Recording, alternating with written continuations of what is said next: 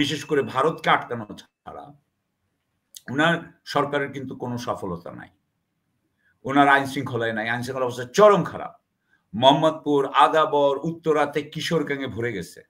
কেউ ওই সময় জায়গায় রাস্তায় রাত্রেবেলা সন্ধ্যেবেলা বেরোতে পারছে না। হ্যাঁ? আমি এক জায়গায় শুনলাম যে গাজীপুরে নাকি এতগুলো ফ্যাক্টরি বন্ধ হয়ে গেছে যে মেয়েরা নাকি সব রাস্তায়। আপনি এদেরকে নিয়ে কেউ চিন্তা করছে না কিন্তু। এই আইন শৃঙ্খলার অবস্থা খুবই খারাপ। দ্রব্যমূল্যেরও মোটামুটি এখন ভালো আছে। কিন্তু আমরা রমজান নিয়ে চিন্তিত। তেল পাওয়া যাচ্ছে না, ডিম পাওয়া যায় না অথবা মাংস নিয়ে প্রবলেম হয়। এগুলো হয়।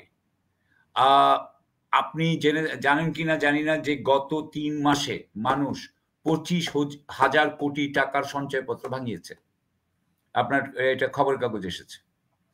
অর্থাৎ আ অর্থাৎ সেটা হচ্ছে যে মানুষের অবস্থা অত্যন্ত খারাপ।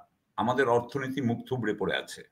গার্মেন্টস গুলো বন্ধ। আপনি বলেছেন গার্মেন্টস এর অস্থিতিশীলতা হাসিনার দোসরের পিছনে। সুতরাং এখানেও সমস্যা। এই সমস্যাগুলো একটা ব্যর্থ সরকার যখন ছাত্রদেরকে ঠেলে দিচ্ছে রাজনীতির দিকে, ওই ছাত্ররা যে কি বলবে? যে আমরা যাদেরকে চুজ করেছি, পছন্দ করেছি তারা এত অযোগ্য, তো তোমরাই যদি এত অযোগ্য চুজ করো তাহলে তোমরা আর কি জানো? কেন তোমাদেরকে দিব? তোমরা আমার কিভাবে সমস্যার সমাধান করবে?